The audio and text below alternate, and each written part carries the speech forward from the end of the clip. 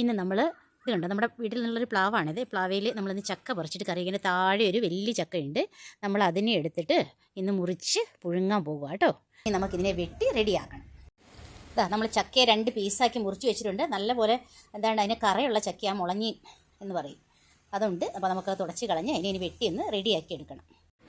ചക്കയുടെ ഒരു ഭാഗം നമ്മൾ കട്ട് ചെയ്ത് 4 മുറിച്ച് വെച്ചിട്ടുണ്ട്. ഇനി നമുക്കിതിനെ ഈ ചുള ഓരോന്നും പറിച്ചെടുക്കണം. ചക്ക മടലൊക്കെ കളഞ്ഞ് ഇത് ചുള പറിച്ചെടുത്തുകൊണ്ട് വെച്ചിട്ടുണ്ട്. ഇനി നമുക്കിതിൻ്റെ ചകിണി, അതായത് ഈ പൊല്ലയൊക്കെ പറിച്ച് കളഞ്ഞ് അരിഞ്ഞ് റെഡിയാക്കി എടുക്കണം. നമ്മൾ ചക്ക നല്ല വൃത്തിയായിട്ട് വട്ടത്തിൽ അരിഞ്ഞ് റെഡിയാക്കി എടുത്തിട്ടുണ്ട്. ഇനി നമുക്കിതിനെ വേവിച്ചെടുക്കണം.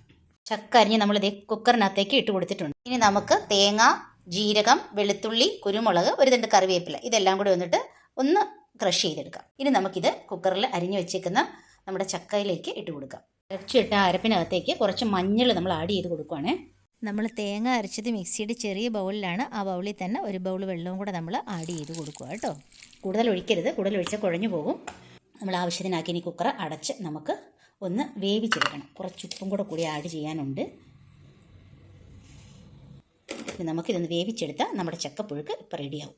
ഇതാ നമ്മുടെ കുക്കറിലെ ചക്കപ്പുഴുക്ക് അവിടെ അടച്ച് റെഡിയാക്കി വെച്ചിട്ടുണ്ട്. ഒറ്റ വിസിൽ. അത് കഴിയുമ്പോൾ നമുക്കത് എടുക്കാം. ആവിയൊക്കെ പോയിട്ടുണ്ട്. അപ്പം നമ്മുടെ കുക്കർ നമുക്ക് തുറന്ന് നോക്കാം. കണ്ടോ, അതി നല്ല കറക്റ്റ് പാകം വെന്ത് കറക്റ്റായിട്ടുണ്ട്. ഇനി നമുക്ക് ഈ അരപ്പെല്ലാം കൂടെ കൂട്ടി ഒന്ന് യോജിപ്പിച്ച് ഇളക്കിയെടുക്കണം, കുഴച്ചെടുക്കണം.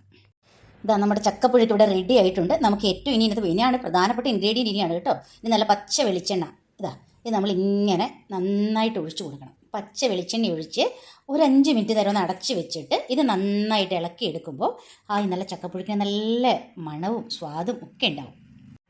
നമ്മുടെ കോഴിക്കറി ഇവിടെ നല്ല റെഡി ആയിട്ട് ഇരിപ്പുണ്ട്. അപ്പോൾ കോഴിക്കറിയും ചക്കപ്പുഴുക്കൂടെ കൂടി നമുക്ക് കഴിക്കാം. അപ്പോൾ എല്ലാവരും ട്രൈ ചെയ്ത് നോക്കണം. വളരെ പോഷക സമ്പുഷ്ടമാണ്.